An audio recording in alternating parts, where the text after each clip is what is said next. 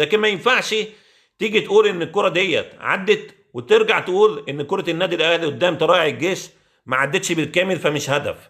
تعال نشوف مع بعض كده ضربه الجزاء بتاع فريق نادي الزمالك قدام المصري، الكره عدت ولا لا؟ علشان الصوره دي انتشرت كتير قوي امبارح على النت، فحبينا نوضح حاجه مهمه جدا. اول حاجه هنا الكره على الهوا ما نزلتش على الارض، فطبعا ما ينفعش تاخد بيها. تعال نشوف بقى مع بعض. اول حاجه احنا شرحنا خلاص الحته ديت وبينا ان الكره ما عدتش بالكامل، وكل الاستوديوهات التحليليه قالت ان الكره ما عدتش بالكامل. بس عايز اقول لك ان لو انت كزملكاوي عايز تقول ان الكره دي عدت بالكامل، يبقى كره النادي الاهلي قدام طلائع الجيش هدف. طالما انت شايف ان الكره دي ما عدتش بالكامل، يبقى كره النادي الاهلي قدام طلائع الجيش هدف.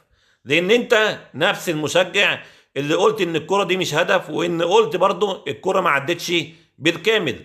طالما انت شايف ان الكره ما عدتش هنا بالكامل، خليك بنفس المنطق وبنفس العقليه وقول برضو ان هنا الكره ما عدتش بالكامل. وده القانون، يعني ده قانون الكره بيقول لك ان الكره لازم تعدي بالكامل. لكن ما ينفعش تيجي تقول ان الكره ديت عدت وترجع تقول ان كره النادي الاهلي قدام طلائع الجيش ما عدتش بالكامل فمش هدف. وعايز اقول لك برضو ان انت بتقول ان حكم الفار محمود البنا ظلمك. محمود البنا اللي انت شايف ان هو ظلمك علشان ما قالش للحكم ان الكره ديت ما عدتش، هو محمود البنا اللي طرد لعيب سموحه وما حسبش ليه ضربه جزاء.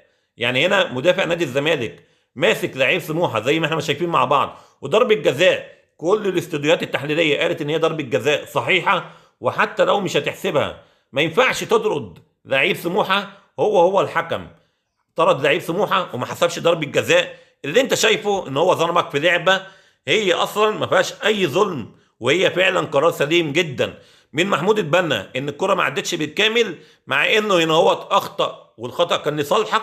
وانت كنت شايف ان قراره سليم 100%، كنت شايف ان هو حكم دولي وكان واخد قرار سليم 100%. فزي ما انت مش شايف ان الخطا دوت كان لصالحك، فهنا اصلا ده مش خطا.